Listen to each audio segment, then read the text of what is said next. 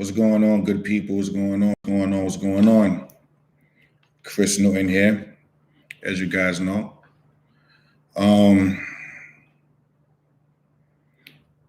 I really wanted to do this video today because I wanted to let everybody know that it's okay to be tired,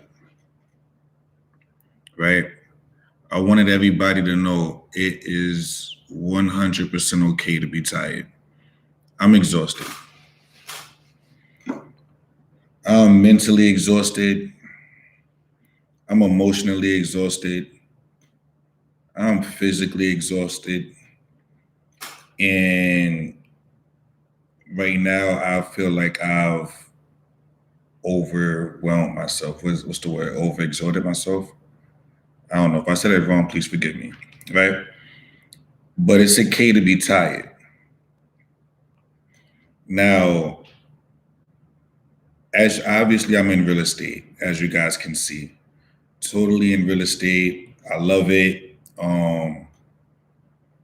Great, great opportunities out here as a real estate agent. It's just exhausting. It's an exhausting business. It's a discouraging business. And it's almost 24/7, right? You'll run yourself ragged, and it almost seems like it's for nothing. It almost seems like it's for nothing. If you're not mentally prepared,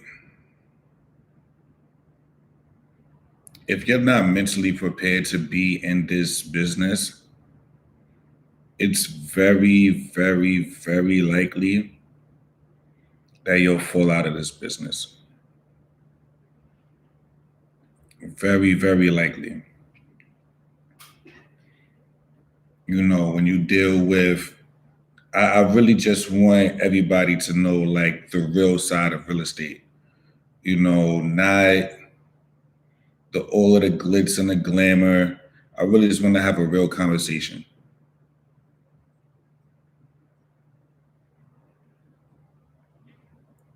This is not easy, especially when you got real life things going on. It's not easy.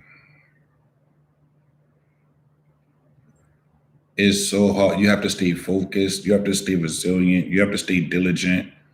You have to keep pushing when you don't feel like it. You have to make phone calls you don't want to make. You have to pick up phone calls that you don't want to answer.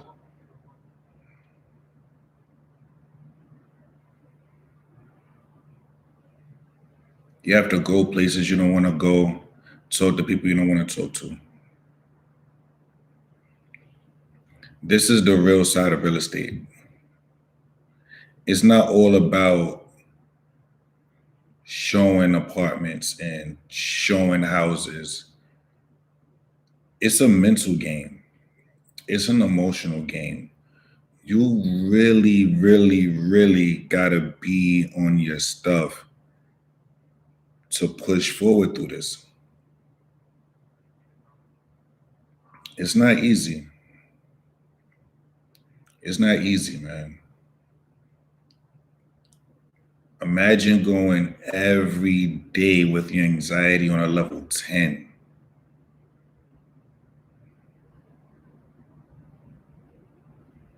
Just from your clients alone. Then add on everything that's going on in the world, things you got to be knowledgeable about, things going on in your real life. If you have kids, if you don't, everything just starts playing a factor and everything just starts weighing you down, weighing you down, weighing you down. Pause, that's look crazy. But everything just starts weighing you down and you just like, how much more can I take?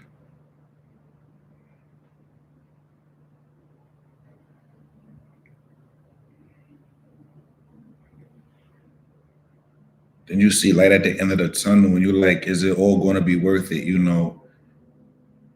Am I going to be one of the agents or the one agent in my office to like really, really make it?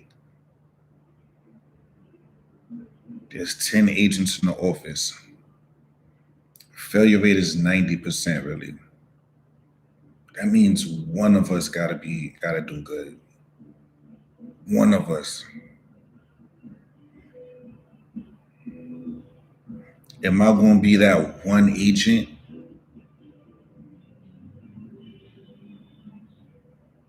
Am I doing this for no reason? Am I just following a false dream?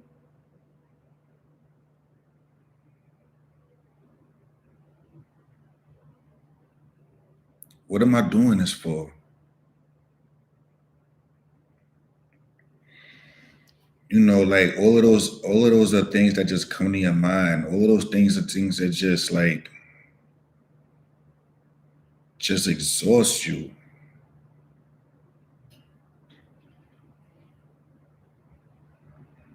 And I'm feeling a lot of those emotions. It's like,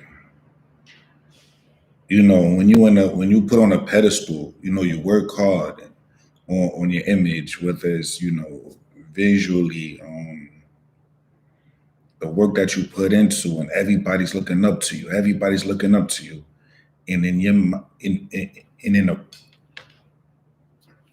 the aesthetic of it, you put a smile on your face, like yeah, you know.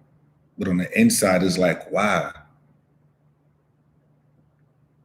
Why are you looking up to me? I ain't done much. Why are you looking up to me? I'm not where the Sirhants are. Why are you looking up to me? I'm not, then all of these emotions and all of this doubt just just piles on top of you, and then you gotta smile, but deep down you don't know.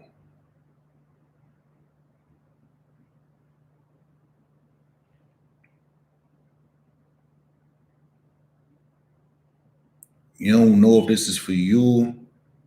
You don't know if you just wasted potential. You don't know. You don't know. This whole thing is about uncertainty.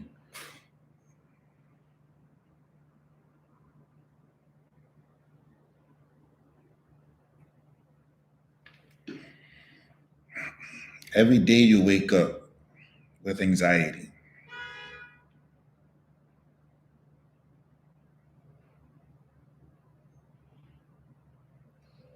This client wants to buy this. This client wants to buy that. This client wants to sell this. This client wants to sell that. You cold calling and you doing all of these things over and over and over and over.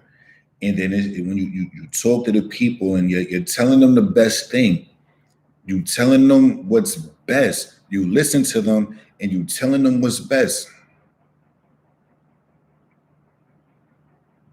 But guess what?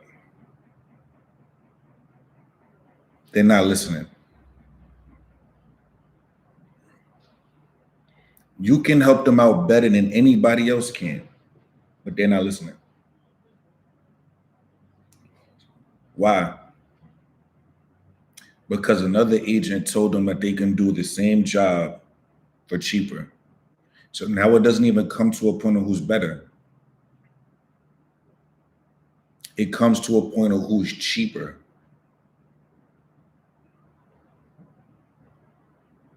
I had a seller tell me today during a cold call session. I had a seller tell me today, and he could be, not being honest, not being truthful.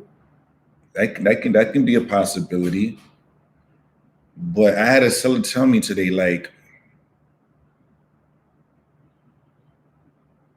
my last agent charged me 2%. In the If you guys look at one of my previous videos in the real estate podcast with Loida Velasquez, she made a great point when people say things like that. And I use the objection handler. The reality is he charged you nothing because it didn't sell.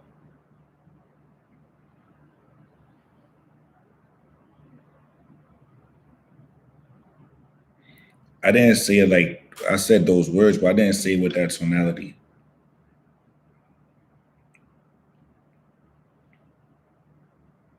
I didn't say with that tonality, but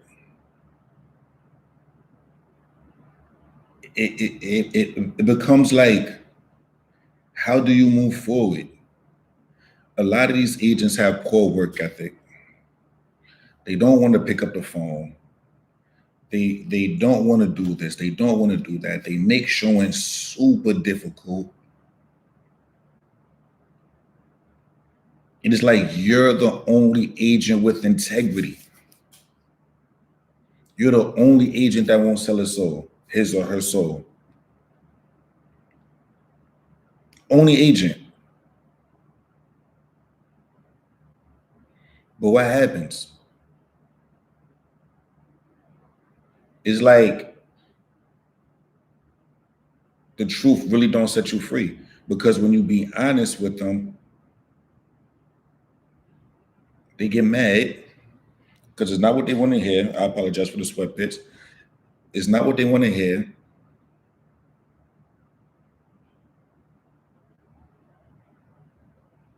It's what they need to hear, but it's not what they want to hear. Then somebody tells them what they want to hear, it doesn't sell, and now they're mad at everybody again. Or an agent tells them what they want to hear, it doesn't sell at that price for a few months, and then it goes down to the price that more than likely I suggested. Not cheaper than that.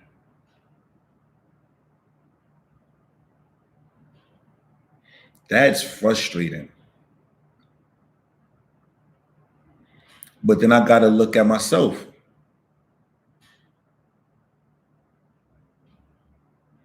What am I doing wrong? I refuse to be the dishonest agent. I refuse to be the dishonest agent. I'm not selling my soul for a commission check. I'm not selling my soul for anything. Anything.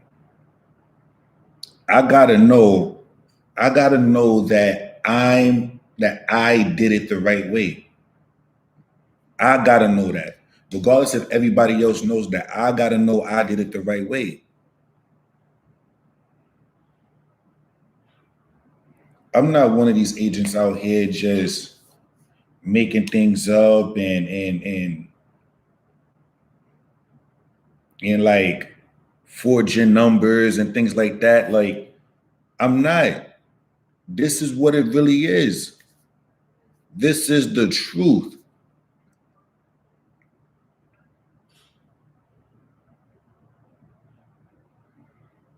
This is the absolute truth. Your house is not worth $1 million, Mr. and Mrs. Seller. It is worth 850,000 at best. Unfortunately, yes, things around here are trading for $1 million. They are. They are. I understand why your seller, why your neighbor was able to sell their condo. Let's say it's a condo. They was able to sell their condo for $1 million. Yes, they have a 3-bedroom. You have a 3-bedroom. They have 1,000 square feet. You have 1,000 square feet. Yes, but guess what? Guess what? Theirs is renovating and yours isn't. Buyers look at what recently sold or what's on the market and compare your property to theirs. That's what happens. Square feet, conditions, bedrooms, taxes, everything. This is what happens. You need at minimum $100,000 in renovations to get this thing up to par.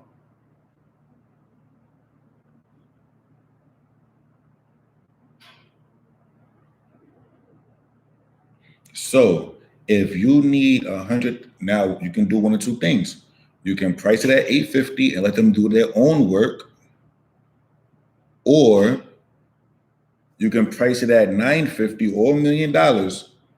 However, you have to put the $100,000 worth of renovations into do it.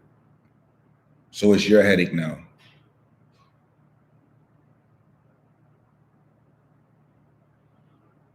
That's your two options.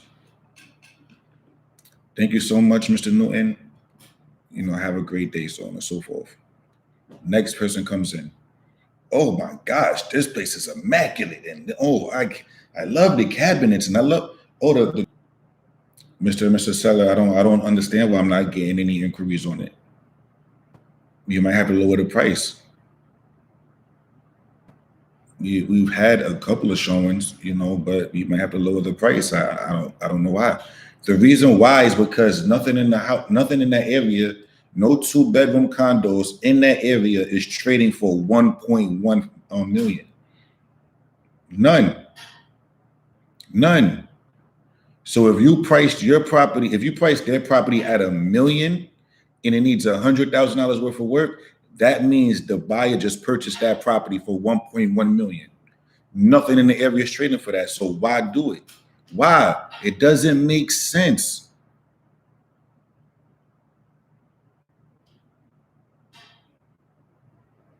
You're hoping to get that one buyer. That's what you're hoping for. You're hoping to get that one buyer. We don't need 50 buyers. We just need one. But guess what? Wouldn't you rather have a situation of having 20 offers? Let's even say this. 20 people come into the open house. Everybody loves the apartment. Everybody's on top of each other because of so on and so forth. Let's take COVID out of it. Everybody sees everybody's interest. Wouldn't you rather have out of those 20 people, let's say 5 people put in an offer because it's priced correctly, right? If it doesn't compel, it doesn't sell. So if people aren't in there, it's not going to sell. So if I'm able to get 20 people in this apartment around the same time, people walking in and out, everybody sees the competition. People want what they can't have, right? So people see the competition. Humans are naturally competitive creatures. We know that. Wouldn't out of those 25 or 6 people put in offers, and now you have a situation of people outbidding each other? Wouldn't you rather that happen? Sorry, that was a spam call. Wouldn't you rather that happen?